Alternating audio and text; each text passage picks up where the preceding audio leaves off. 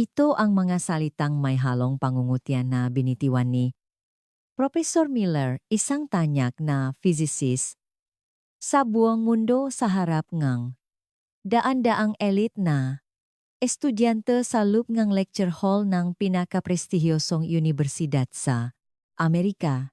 Sa harap ngang pisara nakaturo, ang kanyang daliri sa isang babaeng nakayuko suot ang luma at putpot na sapatos si Maria Clara Reyes, isang 21 taong gulang na exchange student mula sa Pilipinas.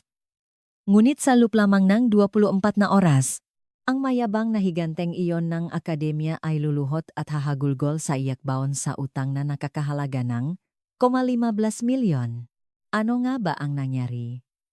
Sa maikling panahong, iyon ating ibubunyak ngayon ang nakakagulat na kuwento kung paano pinabagsak ng isang linya ngang formula mula sa kamay ngang isang minamaliit na estudyanteng babay ang isang imperyong itinayo sa loob ng 30 taon. Ang kuwento natin na yon ay mula kay Maria Clara Reyes. Bago magbatuloy, manjaring mag-subscribe at i-like ang video na ito. Malaking tulong po ito sa aming produksyon. Alas 5 ng umaga sa emergency room ng isang pampublikong ospital sa Maynila, Pilipinas. Sa ilalim ng malamlam na ilaw ng fluorescent lamp, isang babaeng nasa katanghalian ang edad at nakasuot ng puting uniforme ng nurse ang pansamantalang napaupo sa isang silya sa pasilyo. 12 oras na siyang nakaduty sa night shift. Tiningnan niya ang kanyang relo at marahang bumuntong hininga. Siya si Nanay Elena, ang ina ni Clara. Clara, anak, okay lang si Nanay. Basta't maaral kang mabuti, diyan bulong niya sa sarili. Sa kabilang linya ang telepono, laging masigla ang boses ang kanyang anak, ngunit alam ni Nanay Elena ang katotohanan. Alam niya kung gaano kahirap ang tinitiis ni Clara para makasabay. Dahil ang Massachusetts Institute of Technology, ang sikat na MIT, ay lugar kung saan nagtitipon ang pinakamagagaling na henyo sa buong mundo. Dahil sa pagkakaiba ngang oras, alas 4 ngang hapon na sa Boston, oras ng pagsisimula ng klase sa physics. Sa isang dambuhalang lecture hall na may mga upuang paakyat na parang hagdanan, nakatayo sa harap ng pisarang halos abot langit si Professor Miller. Ang kanyang puting buhok ay mayos na nakasuklay at ang kanyang navy blue suit na pasadyang ginawa ay kumikinang sa ilalim ng ilaw. Ang Swiss-made na relo sa kanyang pulso ay nagkakahalaga ng higit sa 1 milyong piso. Ngayon tatalakay natin ang wave function collapse sa quantum mechanics. Ang boses ni Professor Miller ay puno ng otoridad. Nang magsimula siyang magsulat ng mga equation sa pisara, tumahimik ang buong klase. Ang mga estudyante sa harap ay abala sa pagtipa sa kanilang mga pinakabagong laptop habang ang iba ay nagsusulat gamit ang Apple Pencil sa kanilang mga iPad Pro. Ngunit sa pinakalikot na hilera, sa isang sulok ibang-iba ang tanawin. Si Clara ay nagsusulat sa likod ng isang kwadernong pinulot niya lang kung saan.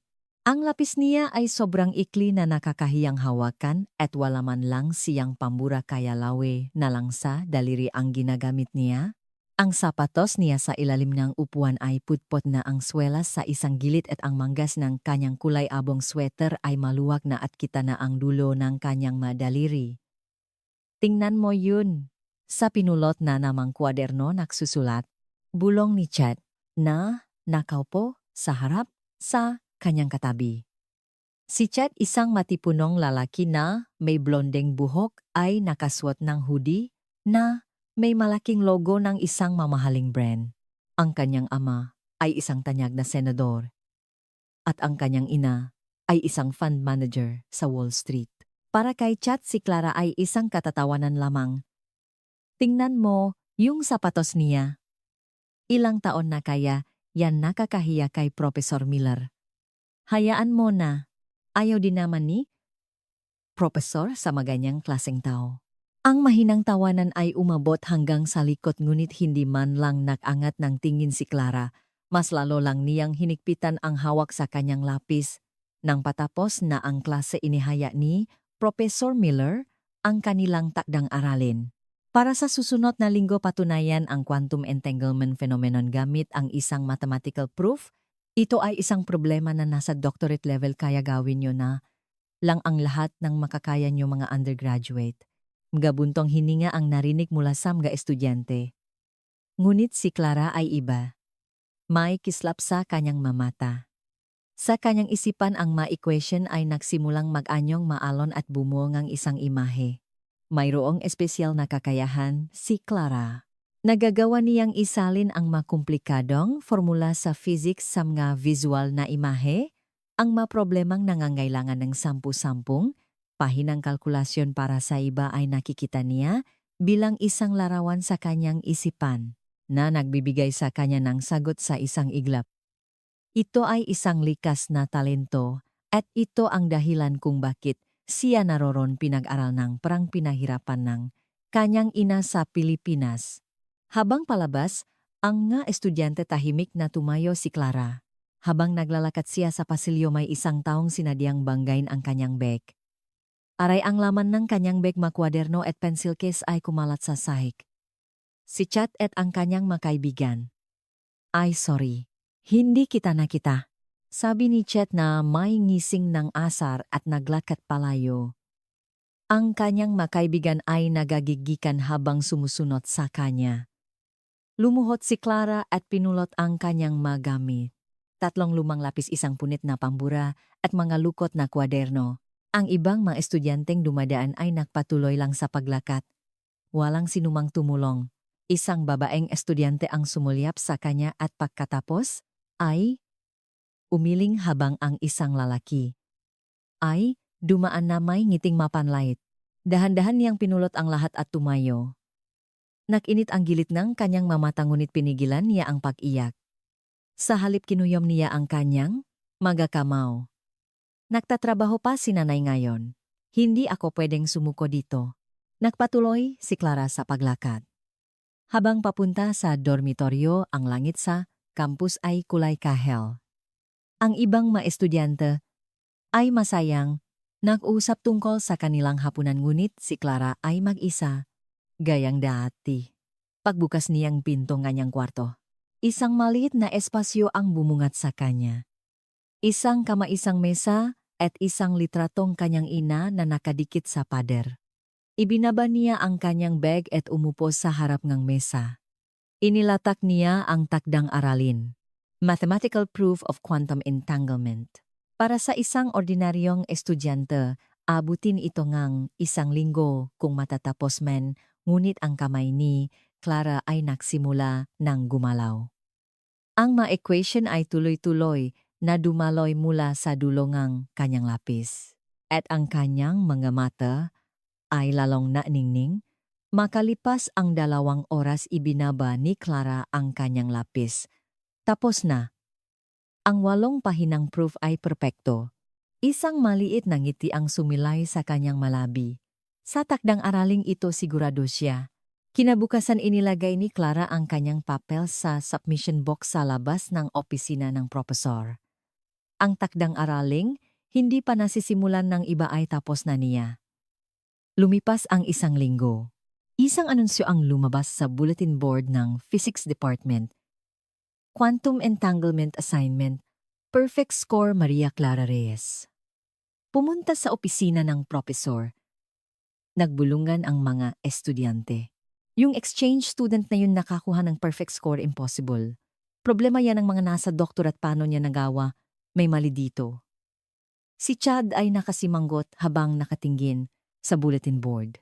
Hindi niya nga nagawang tapusin ang kalahatingang problema, tapos yung mahirap na exchange student na yun ay nakakuha ng perpektong marka na saktan ang kanyang ego.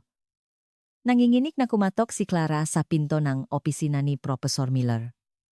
Pasok. Pagbukas niya ng pinto, isang marangyang silit ang bumungat sa kanya. Punong libro ang mga estante, may mamahaling leather na sofa at sa mesa ay may mga nominasyon para sa Nobel Prize.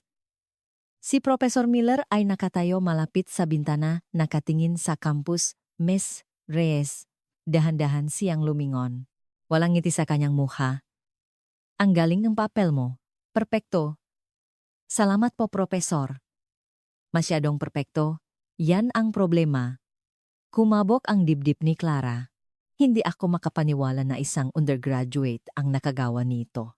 May tumulong ba sa'yo? Wala po. Ako lang po ang gumawa. May pruweba ka ba kinuha ni Clara ang kanyang scratch notebook mula sa bag? Doon nakasulat ang 10-10 pahina ng kanyang mga kalkulasyon. Kinuha ito ni Professor Miller at sinuri. Habang binabasa niya lalong, nanlamig ang kanyang tingin. Malinaw na siya nga ang gumawa nito at sa paraang mas elegante pa kaysa sa kaya niyang gawin. Dahan-dahang isinara ng Profesor ang kwaderno. Impresibo, pero hindi sapat ang isang takdang aralin. Gusto kong makita kung tunay nga ang galing mo. Po sa susunod na Lunes, makakaroon ka ang special presentation sa harap ng buong klase. Bibigyan kitang isang problema. Sasagutan mo yan sa pisara on the spot. Nanuyo ang lalamunan ni Clara. Sa harap pong lahat, sa harap ng daan-daang estudyante, tumatanggi ka ba kung ganun ituturing kong pandaraya ang ginawa mo sa assignment na ito? May bahid ng pagbabanta sa boses ni Professor Miller. Humugot ng malalim na hininga si Clara. Gagawin ko po. Mabuti. Inaasahan ko. Ang Lunes. Paglabas ni Clara, sa opisina ng hina ang kanyang matuhod. Sumandal siya sa pader. At tumingala. Ang langit sa labas ay napakaliwanag, ngunit ang kanyang puso ay punong madidilim na ulap. Nang gabing iyon tumawag si Clara sa kanyang ina. Nay. Oh Clara anak. May problema ba? Wala po Nay. Gusto ko lang marinig ang boses niyo. Isang mainit na buntong hininga ang narinig niya mula sa kabilang linya. Anak, nahihirapan ka ba? Pasensya na kung wala si Nanay diyan para sayo. Pero Clara, tandaan mo ito. Kapag may sumusubok na palitin ka, lalo kang tumayo ng tuwid. Huwag na huwag mong itatago ang liwanag na nasa loob mo. Naluha si Clara. I love you, Nay. Mahal na mahal din kita, anak ko. Pagkatapos ngang, tawag umupo si Clara sa harap ngang kanyang mesa. Kumuha siya ngang isang bagong kwaderno. 4 na araw na lang bago ang Lunes. Anuman ang ibigay na problema, kailangan niyang masagutan ito. Nagsimula siyang mag-aral at makipagbuno sa mga formula hanggang sa magdamag.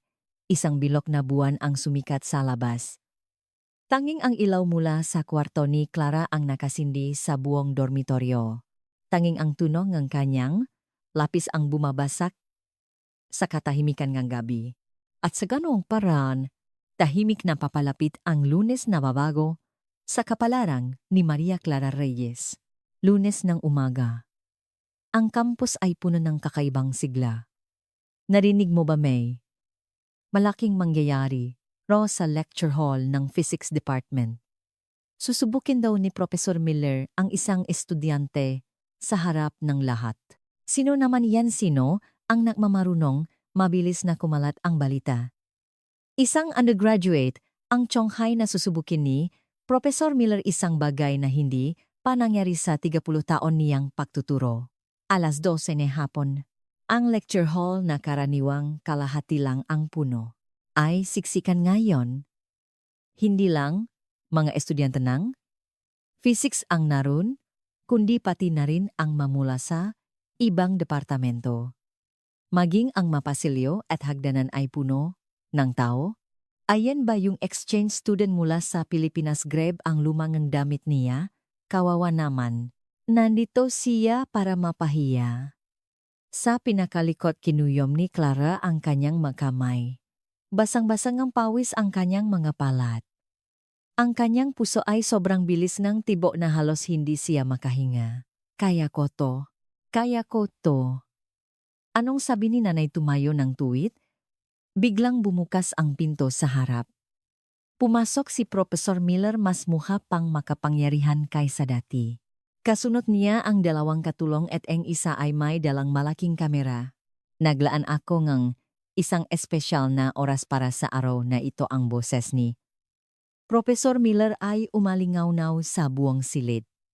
Ang ipinasang papel ni Ms. Maria Clara Reyes noong nakaraang linggo ay napaka-perpekto. Kaya gusto kong malaman kung ito ay tunay niyang galing. Kaya ngayon makakaroon tayo ng isang public examination. Nagbulungan ang nga estudyante. Si Chat ay nakahalukip-kip sa harap may ngising mapanlait. Ganon din ang kanyang mga kaibigan. Ms. Reyes, maaari ka bang pumunta dito sa harap? Dahan-dahang tumayo si Clara. Nanginginig ang kanyang ngabinti ngunit pinilit niyang maging matatag. Bawat hakbang pababa sa hagdanan ay tila dinudurok siyang daan-daang pares ng mata. Tingnan mo yung sapatos niya, putpot na. At yung sweater niya parang basahan. Imposibleng, henyo yan. Nandaraya lang yan. Ang mabulungan ay tumutusok sa kanyang tainga. Nakangat ng tingin si Clara at nakpatuloy sa paglakad. 15 baitang lang ang kailangan niyang lakarin ngunit parang 1,000. Sa wakas nakarating siya sa harap ng pisara. Tiningnan siya ni Professor Miller mula ulo hanggang paa na may tinging puno ng pahamak. Si Hido ang problema. Tumalikod ang profesor at nagsimulang magsulat ng nga equation sa pisara. Tanging ang tunog ng tisa ang bumabasak sa katahimikan. Ilang sandali pa ang pisara ay napuno ng isang napakakomplikadong equation sa quantum mechanics. Ito ang pangunahing equation mula sa aking thesis na inilatala 30 taon na ang nakalilipas. Sinubukan itong lutasin ng nga physicist sa buong mundo pero walang sinumang nagtagumpay. Tumingin si Professor Miller sa mga estudyante. Miss Reyes, subukan mong lutasin yan ngayon dito mismo. Huminto siya sandali at ngumiti ng malamig. Kung hindi mo magawa, isa kang mandaraya at kailangan mong umuwi agad sa bansa mo.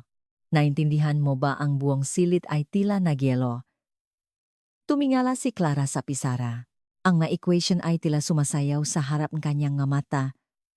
Nablanko ang kanyang isipan at nanlamig ang kanyang mga daliri. Bilisan mo, wala tayong oras pagmamadali ni Professor Miller. Nanginginig na kinuha ni Clara ang tisa. Sa sobrang higpit ng hawak niya, namuti ang kanyang madaliri. At sa sandaling iyon, "Hey Filipina, get an F and go home." Ang boses ni Chat ay tumawid sa buong silid. Hahaha, o nga hindi ka nababagay, dito umuwi ka na, naksigawan at naktawanan ang mga estudyante. Ang ilan ay pumapalakpak habang ang iba ay kinukunan siya ang video. Nag-init ang mamata ni Clara. Pinigilan niya ang luhang malapit ng tumulo. Sa sobrang panginginig ngang kamay niya, hindi niya man lang may dikit ang tisa sa pisara. Huwag. Huwag kang iyak. Kung susuko ako dito, wala akong mukhang ihaharap kay nanay. Ipinikit ni Clara ang kanyang mata at huminga ng malalim. Sa sandaling iyon naalala niya ang boses ng kanyang ina. Kapag may sumusubok na paliitin kalalo kang tumayo ng tuwid, dahan-dahan niyang iminulat ang kanyang mata. Tiningnan niya muli ang pisara. Ngayon iba na. Ang ma-equation ay naging malinaw. Sa gitna ng magugulong formula, may isang bagay siyang nakita. Isang mali. Lalong lumaki ang mamata ni Clara. Teka, mali ito. Ang unang premise na equation ni Professor Miller, ang assumption na x equals 0, ay isang kondisyong imposibleng umiral sa physics. Sa quantum mechanics, ang x opposition ay hindi maring maging eksaktong 0. Ang premise na ginamit niya, 30 taon na ang nakalilipas, mali pala sa simula pa lang. Kaya pala walang nakalutas. Dahil ang problema mismo ay hindi valid. Ang puso ni Clara ay muling tumibok ng mabilis. Ngunit hindi dahil sa takot. Dahil sa katiyakan. Humakbang siya, palapit sa pisara, at itinaas ang tisa. Naririnig pa rin niya ang tawanan na mga estudyante ngunit wala na siyang pakialam. Kaskas, kaskas. Ang tunog tisa sa pisara. Habang nagsimulang mapuno, ang pisara unti-unting humina at nawala ang tawanan ng mga estudyante. Ang isinusulat ni Clara ay hindi isang simpleng solusyon. Inihimay niya ang ekwasyon ni Professor Miller isa-isa at inilalantat ang mga nakatagong kamalian nito. Profesor nagsalita si Clara. Nanginginig ngunit malinaw ang kanyang boses. Ang unang assumption sa equation na ito ang x equals 0 ay labag sa fundamental na prinsipyo ng quantum mechanics. Biglang tumahimik ang buwang silid. Nanigas ang mukha ni Professor Miller. Anong sinabi mo ayon sa Heisenberg's uncertainty principle? Ang position at momentum ay hindi maaring masukat nang may eksaktong katiyakan ng sabay. Ang assumption pa lang na ang C ay eksaktong suroay. Mabilis na gumalaw ang kamay ni Clara. Mula kaliwa hanggang kanan ng pisara na puno ito ng mga equation. Ang mga estudyante ay hindi humihinga habang nanonot. Maging si Chad ay natikom ang bibig. Patuloy na nagsulat si Clara inilalantat ang galohikal na kontradiksyon na itinago ni Miller sa loob ng 30 taon, ang bakas ng data manipulation at higit sa lahat, ang bagong formula na nagtatama sa lahat. 10 minuto ang lumipas. 3 pisara ang napuno nga equation ni Clara. Nang isulat niya, ang huling linya ibinaba niya ang tisa. Ang dulong kanyang nga daliri ay puting-puti sa pulbos ng tisa. Ito po ang tamang solusyon. Lumingon si Clara. Ang silit ay parang patay sa sobrang tahimik. Si Professor Miller ay tulala na nakatingin sa pisara. Ang kanyang mukha ay maputlang maputla at ang kanyang makamay ay bahagyang nangingini. Ang mga estudyante ay walang masabi. Sa sandaling iyon, isang palakpak ang narinig mula sa likuran ng silid. Clap, clap, clap. Isang tao lang ang pumapalakpak ngunit umalingaw-ngaw ito sa buong silid. Lumingon ang lahat. Isang babaeng nasa katanghalian ang edad nakasuot ngang lab gown. Si Dr. Sarah Jenkins ang punong mananaliksik ni Professor Miller. Mahusay. Napakahusay, Ms. Reyes. Dahan-dahang naglakad si Dr. Jenkins papunta sa harap. May hawak siyang isang lumang kwaderno. 30 taon akong naghintay na may isang taong maglalantat sa katotohanan ito. Nakbago ang mukha ni Professor Miller. Sarah, anong ginagawa mo? Professor tumingin ng diretso si Dr. Jenkins kay Miller. Hindi. Mr. Miller, wala ka ng karapatang tawaging profesor. Itinaas niya ang kwaderno. Ito ang orihinal na research notebook ni Dr. Li Wei, isang Chinese PhD student na nasa ilalim ng inyong pamamahala, 30 taon na ang nakalilipas. Pagkatapos niyang mamatay sa isang aksidente, ninakaw ninyo ang kanyang pananaliksik at inilatala ito sa ilalim ng inyong pangalan. Nakagulo ang buong silid. Ano ninakaw? Impossible, napaatras si Professor Miller. Kasinungalingan, yan nasaan ang ebidensya heto. Binuklat ni Dr. Jenkins ang kwaderno. Sa loob nito nakasulat ang eksaktong nga equation na isinulat ni Clara sa pisara kasama ang petsa mula 30 taon na ang nakalilipas. Natapos na ni Dr. Lee ang tamang formula, 30 taon na ang nakaraan. Pero nang nakawin ninyo ito, maingat ninyong binago ang unang assumption. Bakit? Dahil natakot kayo na baka may makatuklas sa katotohanan, kaya ginawa ninyo itong isang problemang imposibleng malutas. Nanhinakang boses ni Dr. Jenkins. 20 taon akong nagtrabaho sa ilalim ninyo, alam ko ang katotohanan ito, pero wala akong lakas ng loob na magsalita. Patawarin mo ako, Dr. Lee. Tumingin siya kay Clara. Salamat sa iyo, Maria Clara Reyes. Inilabas mo ang katotohanan. Kumislap ang mga flash ng kamera mula sa iba't ibang sulok. Ang mga estudyante ay abala sa pakuhang video.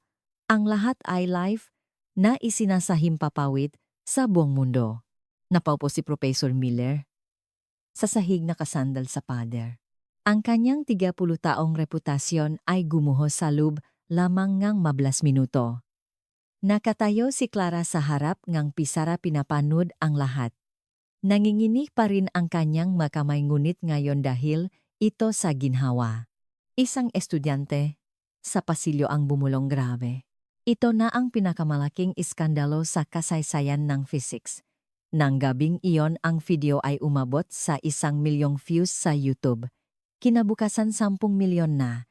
Sinimulang tandaan ng buong mundo ang pangalang Maria Clara Reyes. Sa gitna ng kaguluhan na natili si Clara sa harap ng pisara. Ang flash ng kamera ay kumikislap ginagawang isang higanteng media event ang lecture hall. Grabeng scoop to i-upload mo nagatapos na si Professor Miller. Ang maboses ng mga estudyante ay malayo sa pandinig ni Clara.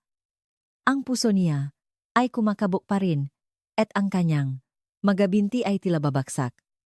Nagawa ko nga ba talaga tiningnan niya muli ang pisara. Sa gitna alikabok ng tisa ang mga ekwasyon niya ay tama. Ito ang katotohanang walang sinumang nakapagbunyag sa loob ng 30 taon, biglang tumayo si Miller. Kababaliwan ang kanyang mukha ay namumula at nangingitim. Sara, sinisira mo ang buhay ko, susugurin sana niya, si Dr. Jenkins. Ngunit hinarangan siyang ilang estudyanta. Profesor, kumalma po kayo. Umalis kayo, diyan niyakap ni Dr. Jenkins ang kwaderno. Mr. Miller, sinira mo ang sarili mong buhay. Mula pa nung ninakaw mo ang gawa ni Doktor, ang buhay mo ay nakatayo, nasa kasinungalingan. Manahimik ka, anong pruweba, paano mo nasisigurong totoo? Yang kwaderno, yan biglang bumukas muli ang pinto sa likuran. Pumasok ang dalawang lalaking nakasuit. Sa kanilang ma-ID nakasulat ang MIT legal team. Professor Miller, sabi ngang, isa habang naglalabas ng isang folder. Isang emergency board meeting ang ipinatawag. Kailangan niyo po kaming samahan. Namutla si Miller. Ano ang video na ito ay live. Nasa buong mundo. Nagpasya ang universidad na magsimulangang isang agarang investigasyon. Ang lahat ng inyong research materials at mga papel salop ng 30 taon ay susuriin. Simula ngayon, suspendido ang lahat ng inyong klase at research activities. Hindi isa itong sabatan. Hinawakan ng legal team ang kanyang braso habang kinakalatkat palabas, sumisigaw pa rin siya. Maria Clara Reyes, sinira mo ako, tahimik na pinanot ni Clara ang eksena. May bigat sa kanyang dibdib ngunit mayroon ding kakaibang pakiramdam ng kalayaan. Nang magsara ang pinto, muling may pumalakpak. 1, 2, 10 hanggang sa ang buong silid ay napunong palakpakan. Ngunit hindi makangiti si Clara. Nakita niya ang ekspresyon sa muka ni Chat. Hindi ito pumapalakpak. Nakatingin ito sa kanya ng masama, punong galit at inggit. Lumapit si Dr. Jenkins. Clara, ayos ka lang? Opo. Nanginginig pa rin ang boses niya. Profesor, hindi po ba masyadong malupit ang ginawa ko? Hindi hinawakan ni Dr. Jenkins ang kanyang balikat. Ginawa mo ang tama. Sinabi mo lang ang totoo. Siguradong nagpapasalamat si Dr. Lee mula sa langit. Naluha si Clara. Maraming mangyayari pagkatapos nito, bulong ni Dr. Jenkins.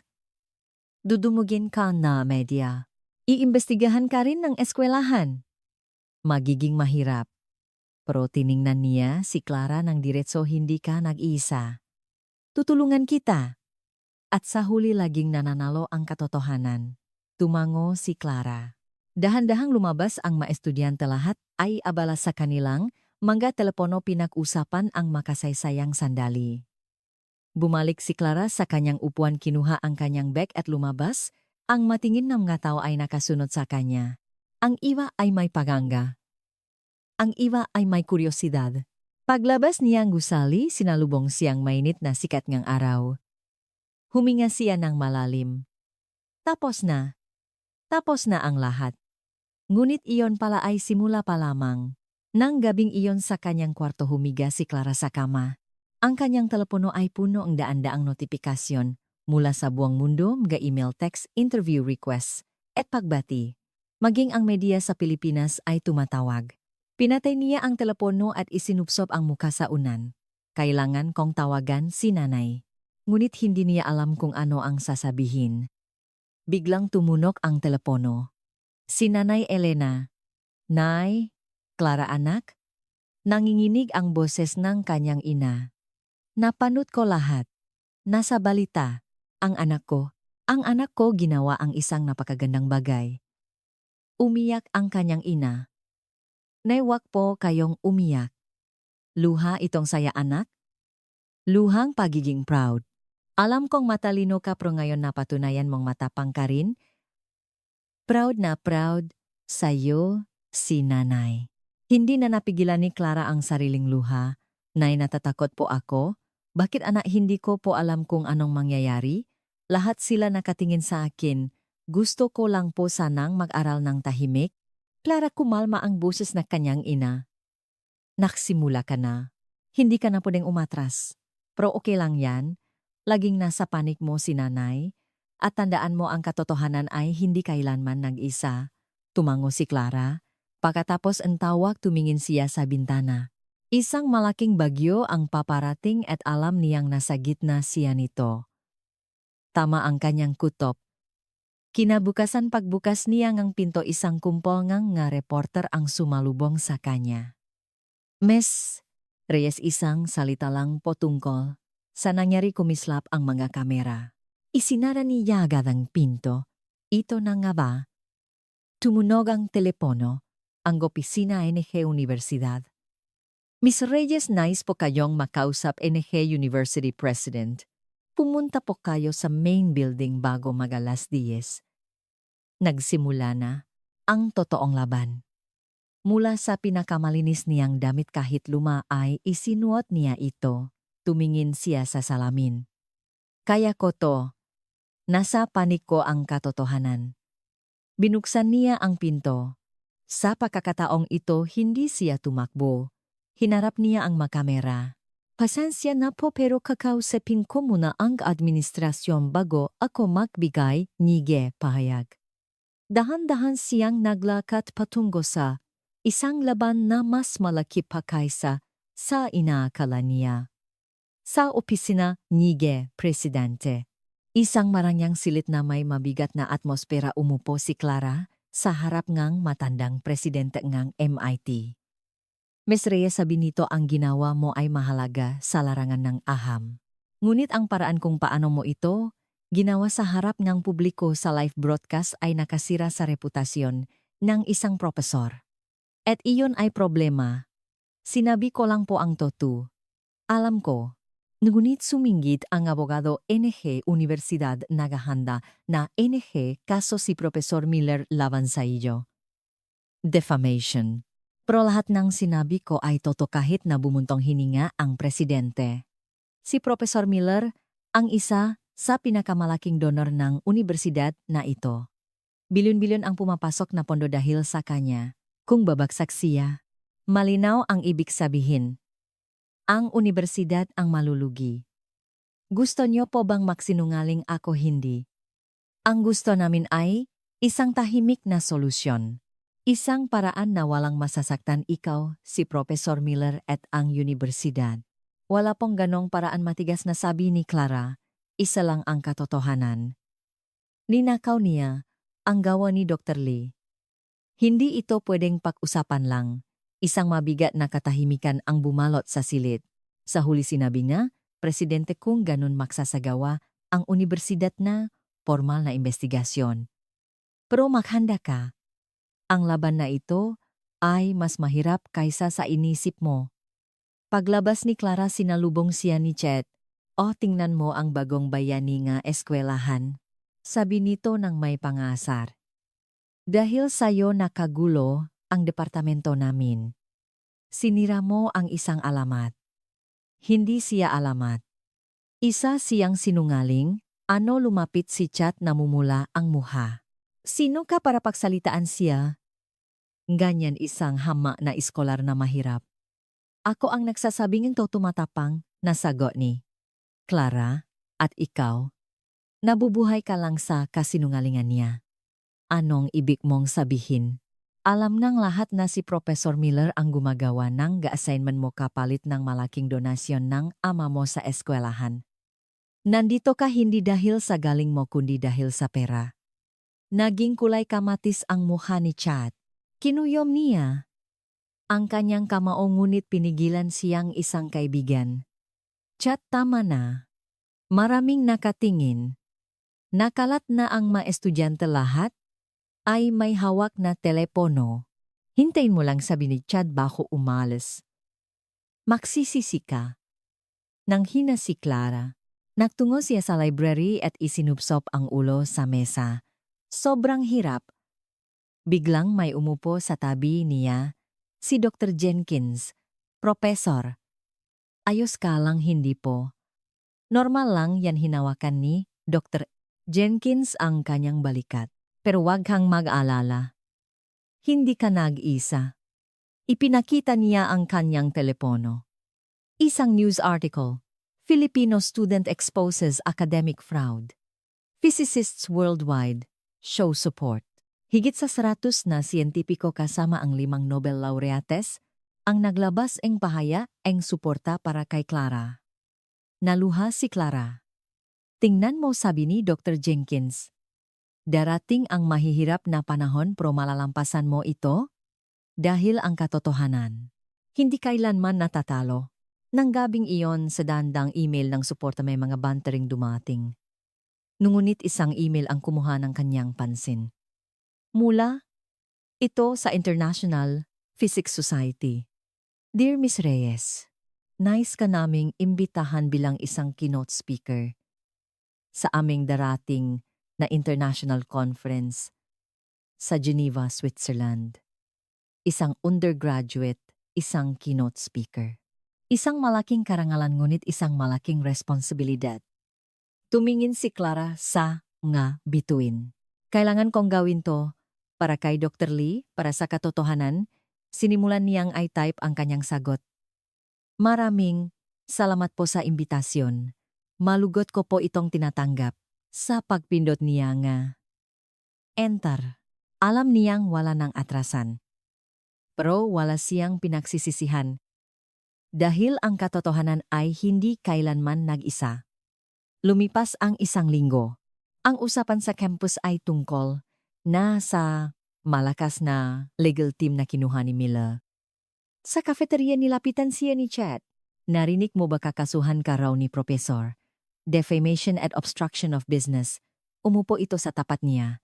Ang nga abogado niya ang nakpanalo sa kaso ang 1 bilyonaryo. Wala kang laban? Kung ako sayo, luluhod na ako at hihingi ng tawad. Hindi sumagot si Clara. Dumiretso siya sa opisina ni Dr. Jenkins na mukhang pagod na pagod. Professor, ayos lang po ba kayo? Diyos ko, Clara, sabi ni Dr. Jenkins.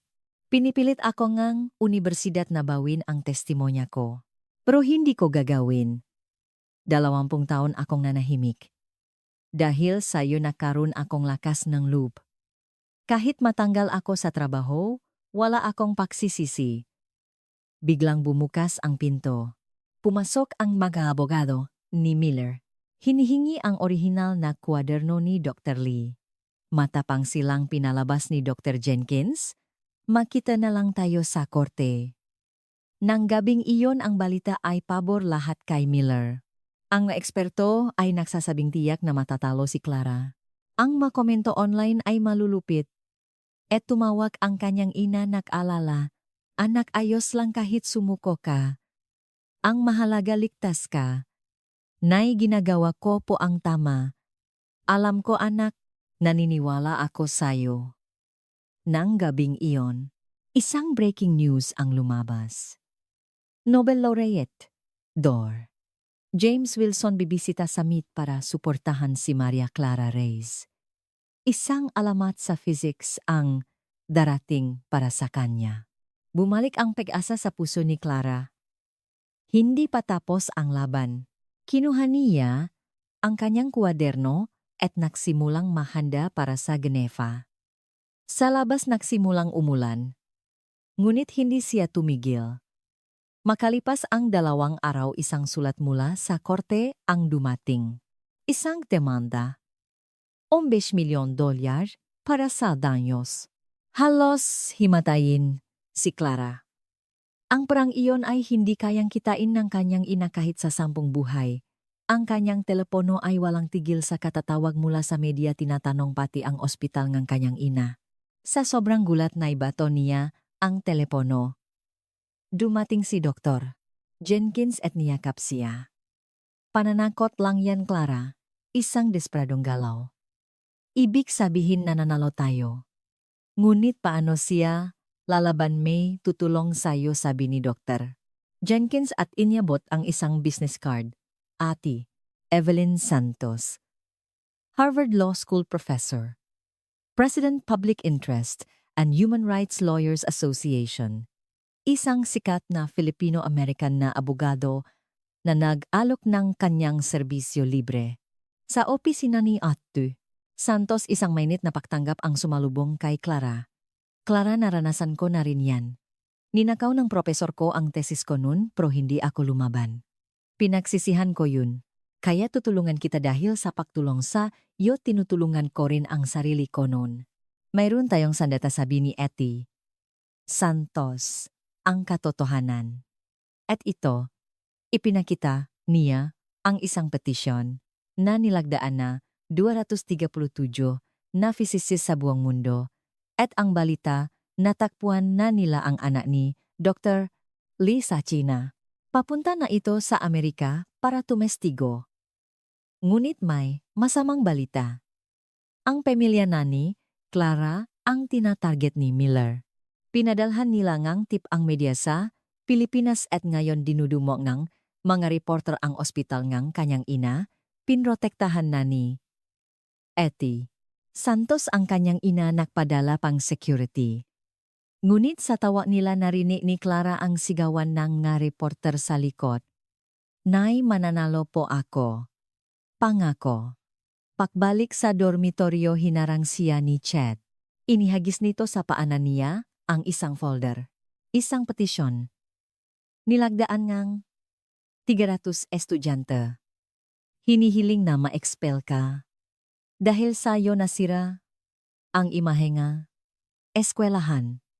Gumuho ang mundo ni Clara. Sa kanyang kwarto, isang tawag mula kay Dr. Jenkins ang nakpabagsak lalo sa kanya. Clara, tinanggal na ako sa trabaho dahil sa pagsuporta ko sa'yo. Napaupo si Clara sa sahig. Anong ginawa? Kung malisa, gitna ang kadiliman at ulan, naramdaman niya ang sobrang bigat ng kawalan ng pag-asa. Lunes, isang opisyal na sulat mula sa Universidad. Notice of Disciplinary Hearing. Agenda Expulsion of Maria Clara Reyes. Biyernes, 3 araw na lang. Ngunit isang tawag mula kay Ate Santos ang nagbigay ng kislap. Clara, darating si Dr. Wilson ngayong gabi. Magpapapress conference siya bukas. At ganun nga ang nangyari. Sa harap ngang daan-daang tao, tumayo ang maalamat na si Dr. James Wilson. Nandito ako para suportahan ang isang batang bayani, aniya. Tinawag niya si Clara sa entablado at hinawakan ang kamay. Ang natuklasan ng batang ito ay hindi lang isang error. Inilantat niya ang isang malaking pandaraya. At bilang isang eksperto, kinukumpirma ko ang kanyang pruweba ay perpekto at tama. Ipinakita niya ang sulat na suporta mula sa 300 siyentipiko. Umalingaw-ngaw ang palakpakan at sigawan. Kinabukasan si Miller naman ang nakpreskon, sinasabing pagka ang lahat ng ebidensya. Ngunit walang naniwala sa kanya. Huwebes, dumating ang anak ni Dr. Lee mula sa China, si Miss Lee May.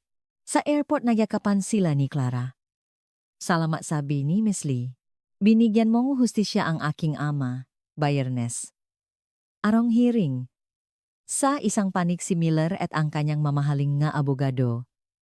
Sa kabilang panig si Clara, si Ate Santos, si Dr. Jenkins, si Dr. Wilson, at si Miss Lee May. Nagsalita ang kampo ni Miller. Pagkatapos ang kampo ni Clara, ipinakita ang kuwaderno. Tumestigo si Miss Lee May, kinukumpirma ang sulat kamay ng kanyang ama. Tumestigo si Dr. Wilson, ipinapaliwanag ang scientific proof. Kasinungalingan sigaw ni Miller, Kung ganon sabi ng chairman ng board, Professor Miller, patunayan mo rito ngayon. Pabulaanan mo ang sinasabi ni Ms. Reyes. Namutla si Miller. Hindi siya makapagsalita. Hindi siya makapagsulat ng kahit isang equation. Pukpok ng martilyo. Ang desisyon si Ms. Maria Clara Reyes ay walang kasalanan. Si Professor Miller ay tinatanggal sa lahat ng kanyang posisyon at permanenteng pinagbabawalan na magsagawa ng pananaliksik. Sumabog sa tuwa ang buwang silid, napahagulgol si Clara, luha ng tagumpay. 6 na buwan ang lumipas. Sa Geneva, Switzerland, nakatayo si Clara sa entablado sa harap ang libu-libong physicist. Sa screen ang pamagat A New Horizon in Quantum Mechanics, the Ray's Theorem.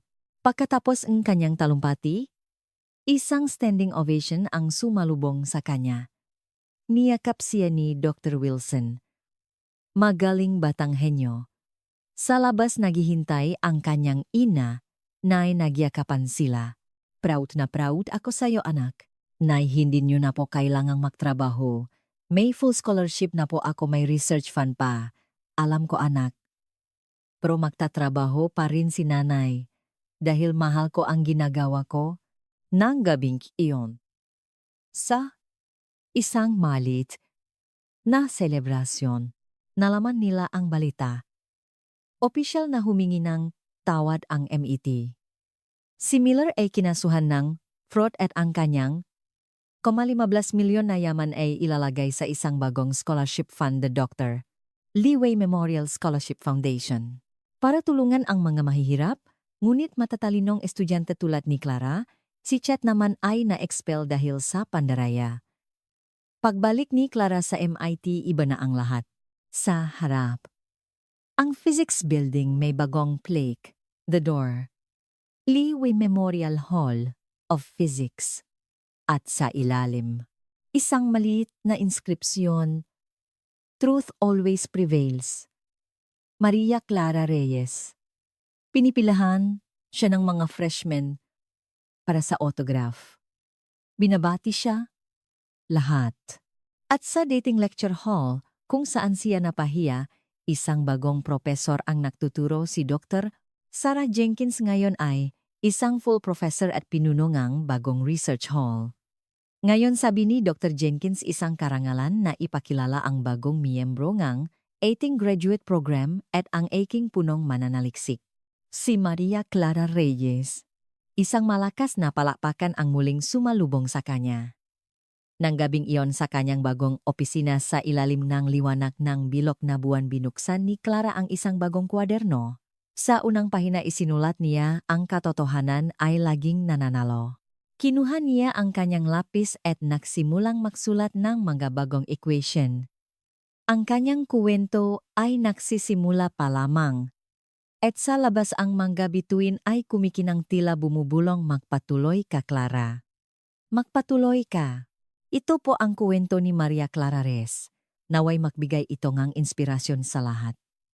Kung nagustuhan ninyo ang video na ito mangyaring, ay comment kung saan kayo nanonood. Salamat po.